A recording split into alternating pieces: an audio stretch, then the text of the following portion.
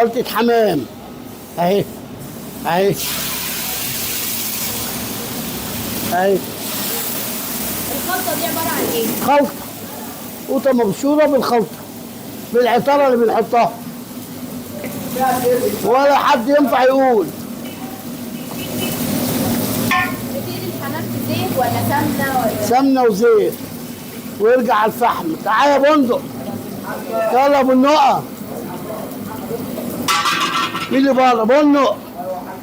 طب يلا محمد يا جمال ارشق ويلا وري لها. يعني انت بتحمرها نص تحميره وبعدين تطلعها على الفحم. نص تحمير والباقي على الفحم. ورينا كده. يلا يا سمعة اهو. بص البتنجان، البتنجان لسه معمول اهو اهو.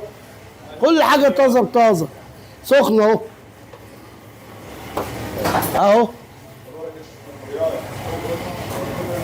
معلم عنده مشوحات بس. ومحلاتنا ومرخصة اهي بصي، وتصوري لهم الرخصة تعالي روحي اه، وصوري الرخصة كده. حمامتين اهو اللي هياكلوا ما يدعي لك، هيطلعوا في التلفزيون الحمامتين دول. اتفضل يا بطل ولا دقيقة، قلبها كده. لأن هي الحمامة مسلوقة. طيب ايه السر بقى في الفحم بيديها طعم؟ طعم عسل اهو. أي حاجة على الفحم حلوة، طعمها جميل. بص نجيب الحوشة قد إيه؟ كلمني وري بقى لها. الحواوشي، كلمني بقى الخلطه اللي بياخدها ايه؟ لحمه بلد المفروض. إيه رأيك في الحمام؟ الله ينور.